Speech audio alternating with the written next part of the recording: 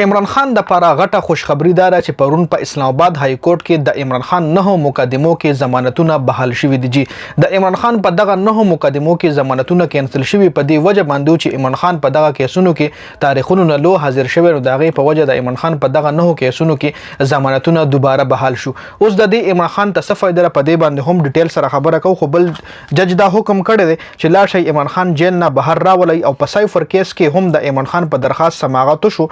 کم سایفر کیس کې عمران خان الریډي په جیل کې د پاغي باندې هم سماعت شوی دی. په دغه کیس کې سو شو به هم په دې ویډیو کې ډیسکس کیږي. عمران خان به کله رها کیږي دغه کله رها کېدو مطلب پوسیبل چې هغه کله پورې رها شي به هم په دې ویډیو کې ډیسکس کوو. عمران خان ته په جیل کې زهر ورکولو خطر ده. دا هم یو نوی اپډیټس راغلي دي. بشرا بیبي عدالت کې درخواست په دې باندې جمع کړی دی. په دې باندې هم ډیټیل سره خبره کوو.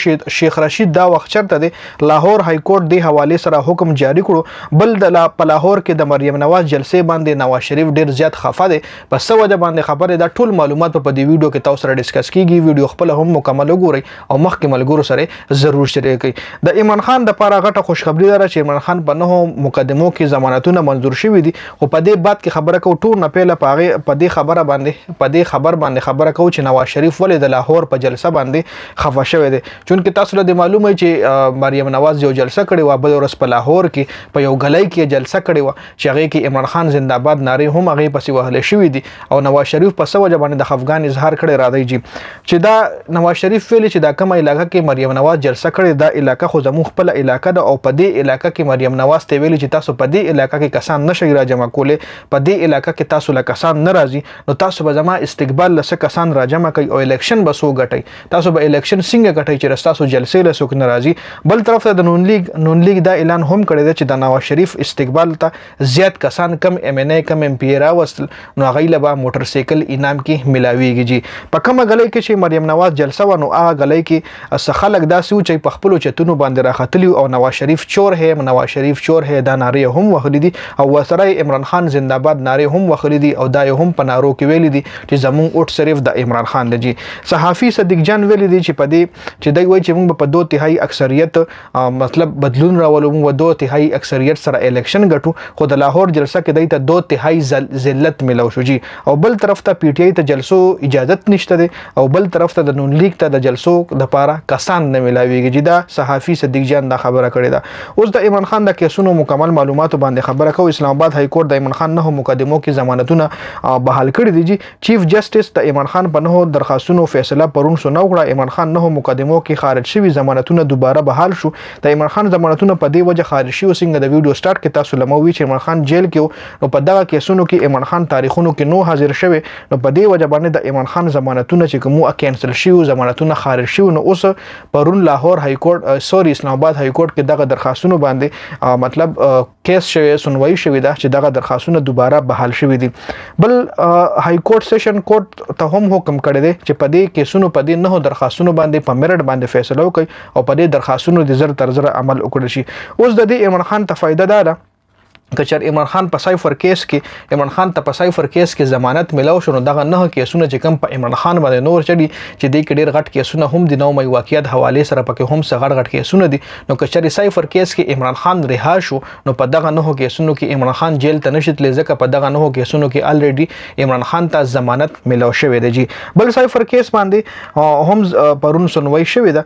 جج دا مطلب جج دا حکم کړی دی چې لاړ شي عمران خان جیل نه بهر راولي. چالان جمع کېدو نه پس خصوصي عدالت ته د دې کیس مطلب خصوصي عدالت کې بر دې کیس ټرایل شروع کیږي. عمران خان وکیلانو عدالت ته درخواست وکړو چې د عمران خان کیس ټرایل دی عدالت کې وشي خو مطلب په جیل کې دی نه کیږي. خو سوال دا چې د دې کیس ټرایل عدالت کې کیږي یا به جیل کې کیږي یا به جیل ته عدالت جیل کې به عدالت لګي. خصوصي عدالت په 4 اکتوبر باندې عمران خان او شاه محمود قریشي ته نوټس جاری کړی چې په 4 اکتوبر باندې د عمران خان او شاه محمود قریشي عدالت کې پیش کړل شي او اډیالا جیل ته یو هم حکم کړی دی چې په 4 اکتوبر باندې عمران خان او شاه محمود قریشي عدالت ته پیش کړی. جی اوس سوال دا چې عمران خان به عدالت ته پیش کیږي کنه او کنه عمدغه عدالت په اډیالا جیل کې لګي. جی پته به دا بیا په 4 اکتوبر باندې لګي. بل سایفر کیس کې د عمران خان ضمانت د لپاره چې کوم درخواست جمع شوی اسلام آباد های کورټ کې په دغه درخواست سماعت شو خو اف ای ای په دې کیس ډیلی کولو کې کامیاب شو ځکه اف ای ای په دې کیس کې بل درخواست جمع کړو چې د دې کیس سماعت په اوپن کې کنا په بند عدالت کې بکیږي. نو چیف جسټس اسلام آباد په دغه درخواست باندې فیصله محفوظ کړې ده. بل طرف ته شیخ رشید حواله سره لاهور های کورټ غټ حکم جاری کړی دی او اوس دا سلسله هم شروع. تاسو له معلومه وي کسان گرفتار شي هغه بیا غیب شي مطلب جیل کې نه وي ځکه یو کس چې گرفتار شي هغه جیل ته لاړ شي نو بیا د پولیس دغه تانې دغه اسی 14 فرض جوړیږي چې په 24 غنټو کې د هغه عدالت لا پیش کړي نو ځکه دا کسان غیب شي. عثمان ډار هم غیب دی شیخ رشید هم غیب دی. اوس لاهور های کورټ د شیخ رشید حواله سره آر پی او نه تپوس کړی چې شیخ رشید چیرته دی. نو آر پی او دا جواب ورکړی دی چې مونږ ته هیڅ علم نشته او مونږ ته 15 ورځې ټایم دی راکړل شي نو مونږ له د شیخ رشید معلومات راجمع کوجی.